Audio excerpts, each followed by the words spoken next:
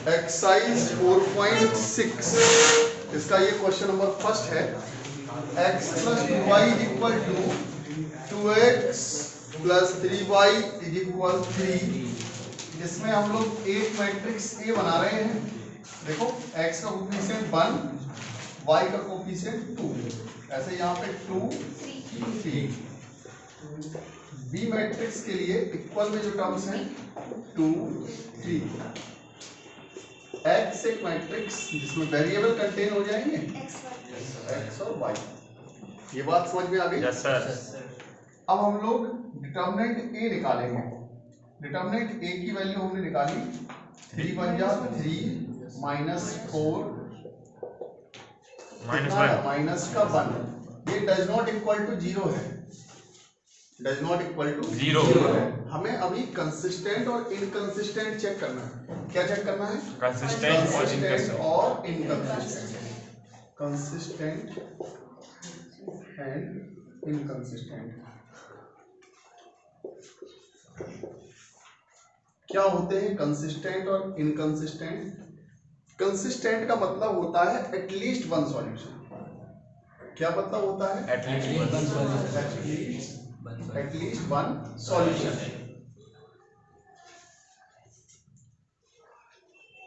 Inconsistent का मतलब है नो सॉल्यूशन।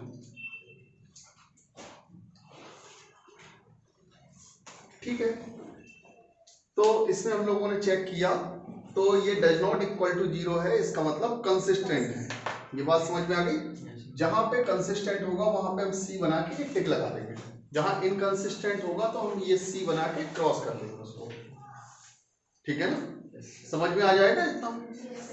चलिए क्वेश्चन नंबर सेकंड पे देखते हैं हम लोग। 2x minus y is equal 5, x plus y is equal 4। बताओ भाई, A matrix 2 minus 1 1 1। Y matrix लिख रहे हैं, सॉरी बी मैट्रिक्स लिख रहे हैं 5 एंड 4। इसके बाद यहाँ पे x मैट्रिक्स x और y। डिटर्मिनेंट a की वैल्यू हमने निकाली 2 plus 1 3। Does not equal to 0 है। ये बात समझ में आ गई? इसका मतलब ये भी कंसिस्टेंट है। ठीक है, अभी देखते हैं नेक्स्ट क्वेश्चन नंबर थर्ड। क्या कह रहे हैं क्वेश्चन नंबर थर्ड में? x plus 3y is equal 5, 2x plus 6y is equal 8। Equation first, equation second. ये बात समझ में आ गई? Yes sir. ए और बी मैट्रिक्स बनाते हैं इससे। ए कितना हो गया? 1 3 2 6। ठीक है ना? बी मैट्रिक्स हो गई 5 8। एक्स मैट्रिक्स हो गई x y। ये बात समझ में आ गई? अब देखिए इसमें डिटर्मिनेंट a की वैल्यू निकाल रहे हैं। डिटर्मिनेंट a की वैल्यू 6 माइनस 6 0 आया। ठीक है ना? हम लोग क्या करेंगे, इसमें वैल्यू निकालेंगे। अब एडजॉइंट ए फाइंड आउट करना है। क्या फाइंड आउट करना है? Adjoint A. Adjoint A find out करेंगे। इसके लिए हम लोग माइनर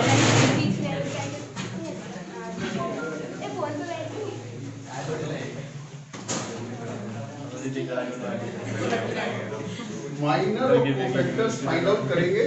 ठीक है ना? Minor and cofactors. माइनर्स के लिए हमने पहले ही बताया है आपको, M11 है तो 1 first row and first column hide कर दिया तो 6 हो गया।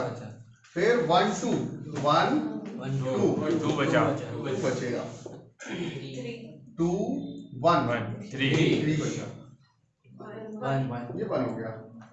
अगर हम कोफैक्टर्स देखें तो -2 -3 A11 A12 A21 A22 जिन पे सर्किल लगा हुआ है आपको उनके साइन चेंज कर देने हैं। ये हो जाएगा 6 -2 3 1, ठीक है ना, माइनस का 3 और 1। अब लिख रहे हैं adjoint of A, adjoint of A transpose करके लिखा जाएगा तो 6 -2 -3 1। ये बात समझ में आ गई? Yes sir. हमने एडजॉइंट ए लिख दिया है। एडजॉइंट ए के बाद हमें करना क्या है, adjoint A into B find out करना है, ठीक है ना। तो अभी इसको नोट कर लो, फिर इसके बाद करते हैं। तो अब बेटा देखेंगे एडजॉइंट ए हम लोगों ने फाइंड आउट कर लिया है, हमारे पास बी है, हम इन दोनों का मल्टीप्लाई करेंगे। अब देखिए adjoint A into B, adjoint A matrix जो है वो 6 -3 -2 1 और बी मैट्रिक्स क्या है अपनी 5 8, ठीक है।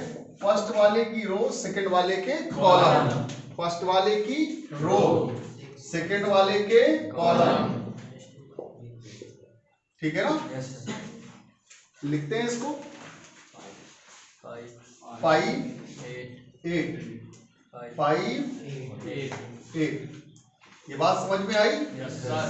अब देखिए इसमें ये 6 5 जा 30 हो गया, 30 माइनस 18 है, 30 माइनस 24, 30 माइनस 24 कितना हो गया 6 -10 माइनस का 10 प्लस का 8 -2 डज नॉट इक्वल टू 0, ठीक है ना, डज नॉट इक्वल टू 0।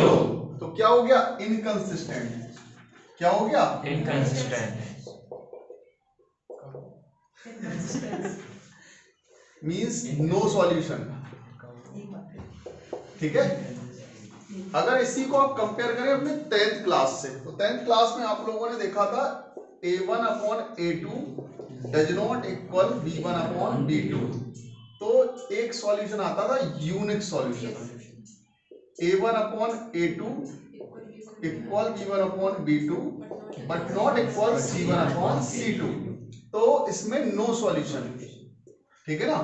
और इसको हम लोग कहते थे inconsistent. A1 upon A2 equal B1 upon B2 equal C1 upon C2, तो इसमें क्या आते थे इनफाइनाइट नंबर ऑफ सॉल्यूशन या फिर मैनी सॉल्यूशन, समझते हैं ना, इनफाइनाइट नंबर ऑफ सॉल्यूशन या फिर मैनी सॉल्यूशन। अब हम लोग यहाँ पे देख रहे हैं A1 upon A2 equal B1 upon B2 but not equal C1 upon C2, इसका मतलब नो सॉल्यूशन। ये हम लोगों को पहले से पता था अगर हम 10th के मेथड से देखें, ठीक है ना। हम लोगों ने क्या किया इसमें, पहले A मैट्रिक्स फिर B मैट्रिक्स फिर X मैट्रिक्स, फिर इसके बाद हमने क्या किया डिटर्मिनेंट A की वैल्यू फाइंड आउट की। किसकी वैल्यू फाइंड आउट की, डिटर्मिनेंट A की।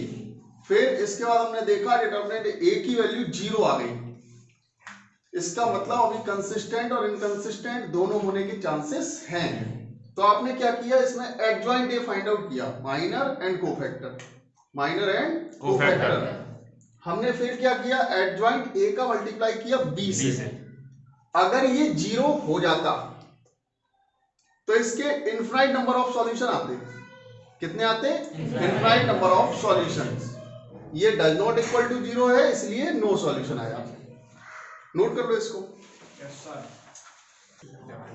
नेक्स्ट बेटा क्वेश्चन नंबर 7 देखेंगे। इसके लिए क्वेश्चन नंबर 4 5 एंड 6 इसी के जैसे सेम है ना, 3x3 की मैट्रिसेस वगैरह बनेगी, तुम लोग चेक कर लेना कंसिस्टेंट और इनकंसिस्टेंट, ठीक है।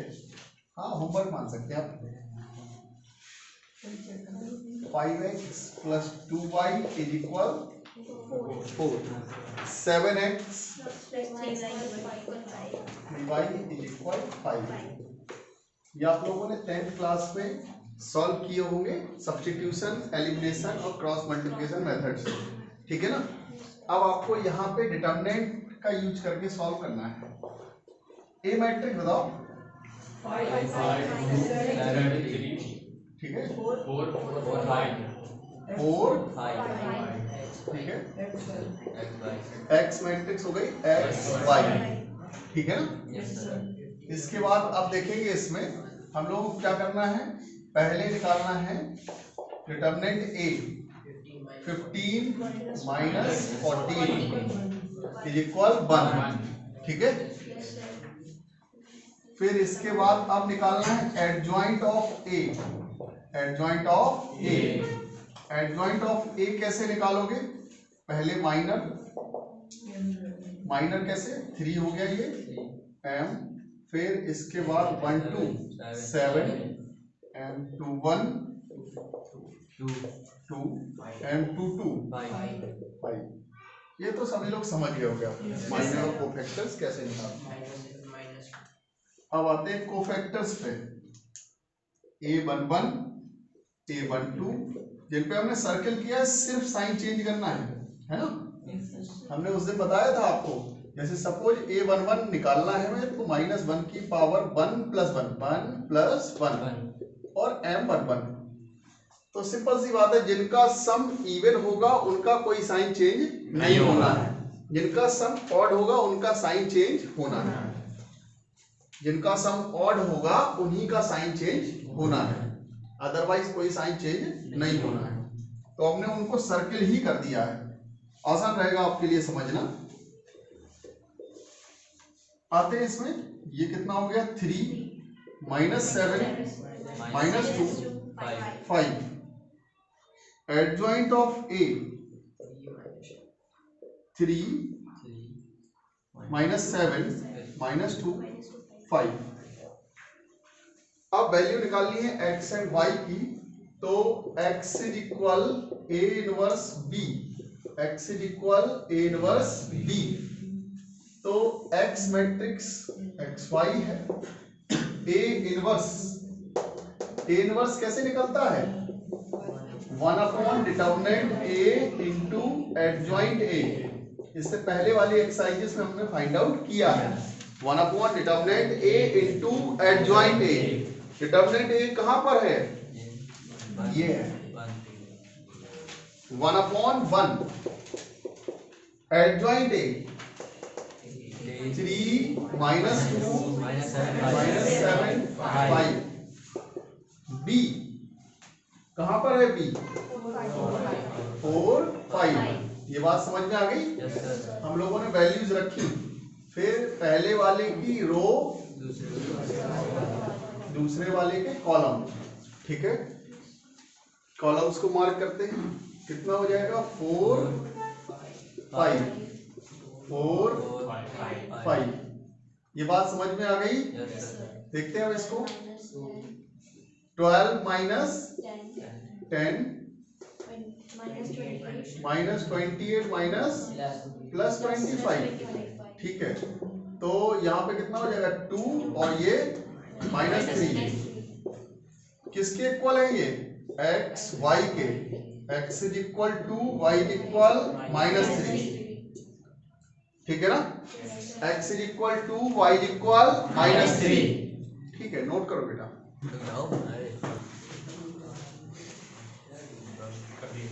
क्वेश्चन नंबर 8 क्या है इसमें, 2x - y is equal -2, 3x + 4y is equal 3। अब तुम लोग ट्राई करना बताने के लिए। ए मैट्रिक्स कितनी हो गई, 2 -1 3 4। बी मैट्रिक्स x और y।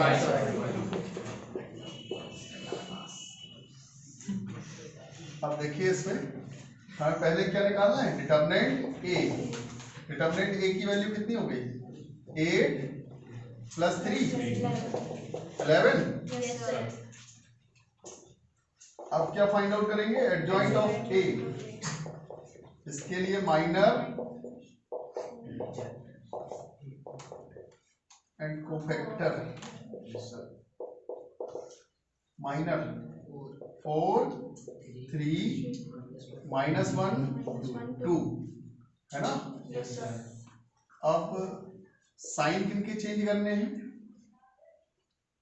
A11 A12 A21 A22 ठीक है ना। तो 4 -3 1 2 एडजॉइंट ऑफ A लिख रहे हैं 4 -3 1 2 ठीक है ना। हम लोगों ने एडजॉइंट ऑफ A लिख लिया है, ठीक है ना। फिर इसके बाद x is equal A inverse B। x क्या है? Matrix xy। A inverse one by determinant A into adjoint of A 4 1 -2 B matrix -2 3 multiply कराते हैं पहले वाले की रो दूसरे का कॉलम, दूसरे वाले के कॉलम। कराओ भाई मल्टीप्लाई। -2 3 -2 3 1/11 -8 +3 6 6 + 6 यहाँ पे कितना हो जाएगा ये? -5 12 x y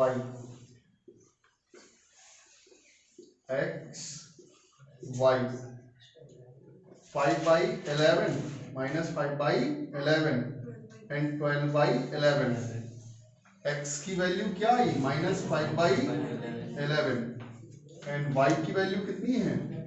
12/11। मैच कर दो answer. Next question number 9 4x - 3y is equal 3x - 5y is equal 7।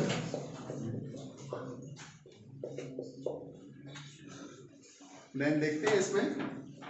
अब a ये 4 -3 3 -5 B मैट्रिक्स क्या हो जाएगी? 3 7 x y हो जाएगी, ठीक है ना। अच्छा अब इसमें करना क्या क्या है? पहले तुम निकालोगे डिटर्मिनेंट A, देन इसके बाद एडजॉइंट A, ठीक है ना। एडजॉइंट A निकालने के बाद x is equal A inverse B में रखोगे ये मैट्रिसेस, ठीक है ना। x is equal A inverse B। अच्छा A इनवर्स B का लिए आप A इनवर्स का फॉर्मूला क्या होता है? A inverse is equal one by determinant A into adjoint A। रख लोगे ये? कैलकुलेट कर लेना है x और y की वैल्यूज के लिए। क्वेश्चन नंबर 10 को और देख लेते हैं कैसे उसकी मैट्रिसेस बनानी है। 5x + 2y is equal 5x + 2y is equal 3x + 2y is equal 5। इसमें मैट्रिक्स A बना रहे हैं 5 2 3 2 और B मैट्रिक्स कितनी हो जाएगी? 3 5 x matrix x y। Calculate कर लोगे? सेम एज क्वेश्चन नंबर आपके 7 8 जो हमने सॉल्व कराए हैं और 9 का जैसे हमने ये बताया सॉल्यूशन करने का तरीका, ऐसे ही 10 हो जाएगा, ठीक है ना। इसको नोट कर लो। फिर इसके बाद क्वेश्चन नंबर 11 से इसमें 3 वेरिएबल पे बेस्ड क्वेश्चन है, उनको सॉल्व करते हैं अपन। देखेंगे क्वेश्चन नंबर 11 में क्या कह रहे हैं? 2x + y + z is equal 1। ये इक्वेशन फर्स्ट है। Equation second x minus 2y minus z is equal 3/2। इसको थोड़ा और कन्वर्ट करेंगे, ये हो जाएगा 2x minus 4y minus 2z is equal 3। ये हो गई equation second. Equation number third में 3y minus 5z is equal 9। Equation third है। अगर आपको इसमें x नहीं दिख रहा हो तो आप ऐसे कर सकते हैं। ये इक्वेशंस हो गई आपके पास तीनों। एक इक्वेशन ये है, दूसरी ये, तीसरी ये। ए मैट्रिक्स लिखना है हमें। कैसे लिखेंगे? 2 1 1, यहाँ पे 2 माइनस 4 माइनस 2 0 3 माइनस 5।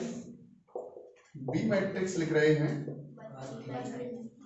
यहाँ पे 1 3 9 1 3 9। एक्स मैट्रिक्स लिख रहे हैं एक्स वाई जेड।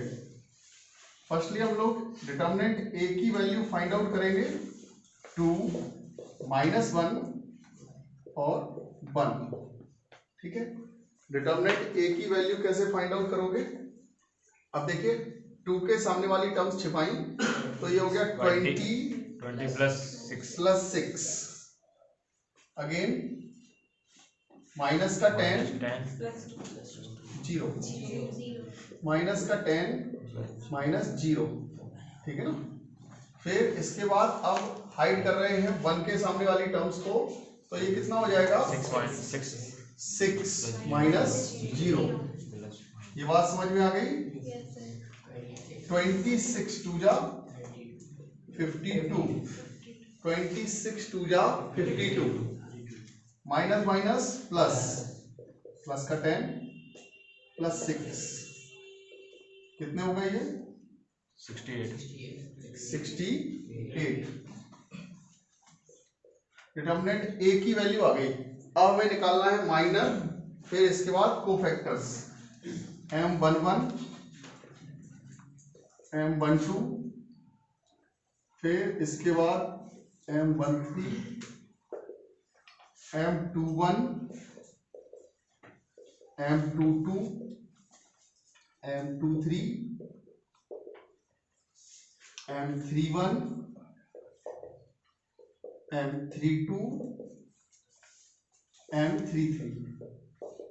ठीक है। अभी देखिए M11 के लिए हम लोगों ने पहले से ही कैलकुलेट किया है। इस वाले के लिए 20 प्लस 6 कितना हो गया? 26। देन इसके लिए कितना हो जाएगा? माइनस का 10 माइनस का 10 माइनस 0 6 कितना हो गया? 6। Again second row first column minus 5 minus 3 minus का 8। फिर इसके बाद 2 2 10 माइनस 0 माइनस 10 है ना। Yes sir. फिर इसके बाद 2 ये कितना हो जाएगा? 6 माइनस 0। ठीक है ना, 6 आ जाएगा। इसके बाद अब देखेंगे 3 1 माइनस 2 प्लस 4 प्लस का 2।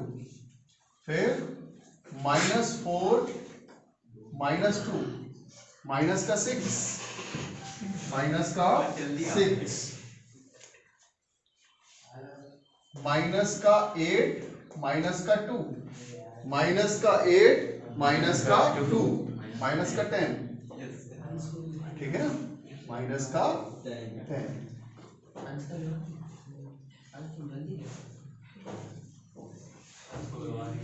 माइनस एक बार चेक कर लीजिए। ठीक है। फिर इसके बाद हम लोग कोफैक्टर और एडजॉइंट। कोफैक्टर लिखने की जरूरत है मुझे या डायरेक्ट मैं एडजॉइंट लिख सकता हूँ? एडजॉइंट लिख सकते हैं। ठीक है, तो फिर लिखते हैं डायरेक्ट एडजॉइंट। 26 10 नहीं सर, उस साइड क्या है? 26 10 6 फिर 8 minus 10 6 8 minus 10 minus 6 2 6 2 6 minus 10 minus plus 6 और ये माइनस का 10। ये बात समझ में आ गई? अब ये एडजॉइंट ए हमने लिख दिया है। x is equal A inverse B. x क्या है? x y z।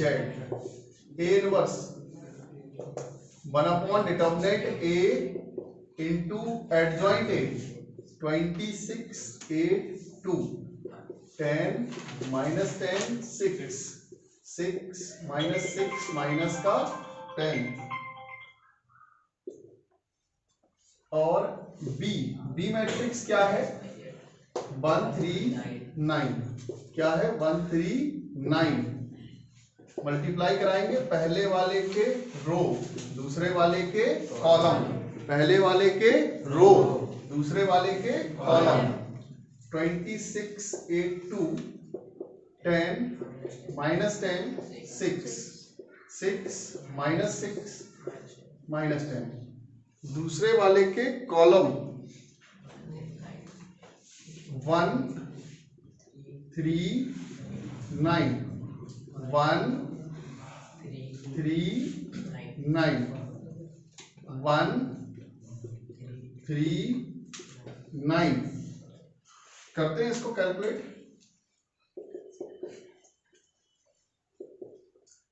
26 plus 24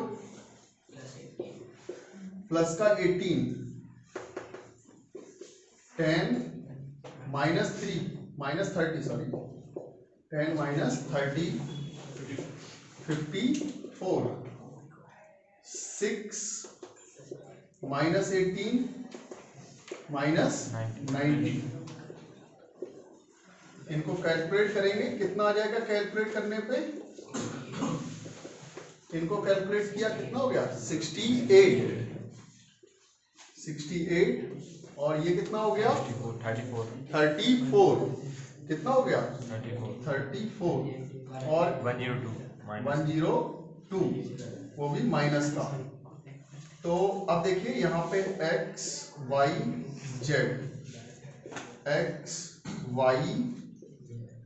z एक एक करके अपॉन में रखेंगे। 68 को अपॉन में रखा तो कितना हो जाएगा? 1। यहाँ पे कितना आएगा? 1/2 और यहाँ पे 68 अपॉन 102 68 अपॉन 102 ये 34 से 2 टाइम कट जाएगा और यहाँ पे 3 टाइम्स है ना, तो ये 2/3 हो जाएगा है ना। Yes sir. x की वैल्यू 1, y की वैल्यू 1/2, z की वैल्यू 2/3। चेक करिए आंसर्स। अरे बेटा छोटा सा करेक्शन है इसमें, ये माइनस का 102 था अपॉन 68 3/2 है तो माइनस का 3/2 आएगा यहाँ पे। कैलकुलेशन ठीक है। ओके।